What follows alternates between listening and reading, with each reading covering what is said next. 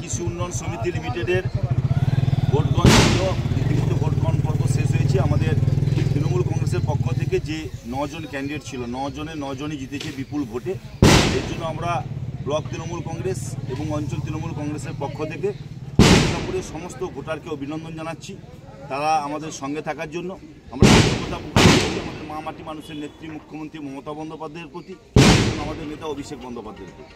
এবং অবশ্যই আমি অভিনন্দন জানাবো আমাদের দলের কর্মী, আমাদের 3টি বুথে 3 জন দলের সভাপতি থেকে শুরু করে আমাদের যারা নেতৃত্ব অক্লান্ত পরিশ্রম করেছে তাদেরকে আমরা দলের পক্ষ থেকে অভিনন্দন জানাই এবং সমস্ত ভোটারকে, এবং তাদেরকেও জানাই যারা অনেক চক্রান্ত করেছিল সেই বিজেপিকেও আমরা এই নির্বাচনের পরে ধিক্কার জানাই।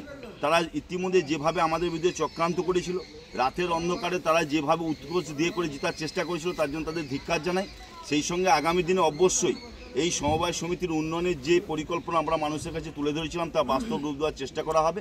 এবং আগামী দিনে আমরা ইতিমধ্যেই আমাদের ব্লক নেতৃত্ব রবীন্দ্রচন্দ্র মণ্ডলের নেতৃত্বে প্রায় পরপর 7খানা সমবায় সমিতি নির্বাচনে প্রত্যেকটি সমবায় সমিতি আমরা বিপুল ভোটে জিতেছি। এবং আগামী দিনে যে কটা সমবায় সমিতির নির্বাচন হবে, আগামী 22 তারিখ নির্বাচন আছে আমাদের কাজলাগড়ে, তারপর আছে টাঙ্গুরিয়া, তারপর আছে আমাদের জলি গোপীনাথপুর। এছাড়াও প্রায় প্রত্যেকটা নির্বাচন প্রতি মাসে 2-3টে করে আছে। প্রত্যেকটা নির্বাচনে আমরা বিপুল ভোটে জয়লাভ করব এবং সেই সঙ্গে আমরা অবশ্যই আমাদের নেত্রী মুখ্যমন্ত্রী মমতা ব্যানার্জির প্রতি অভিনন্দন, কৃতজ্ঞতা, শ্রদ্ধা সম্মান করব।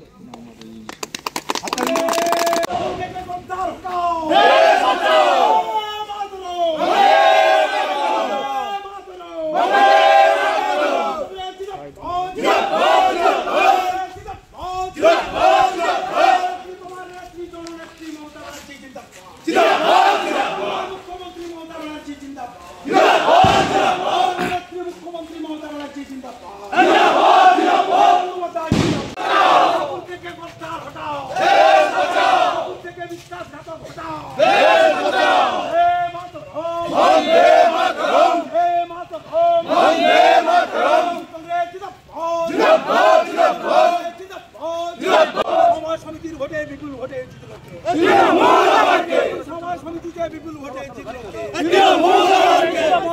বিপুল ভোটে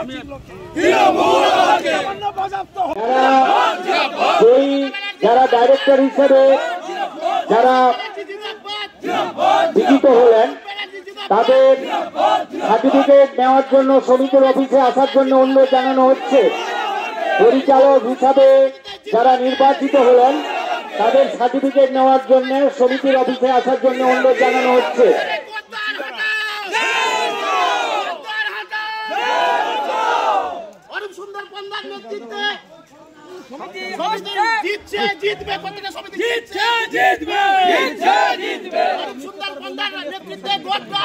মায়ের ভোগে যাচ্ছে যাবে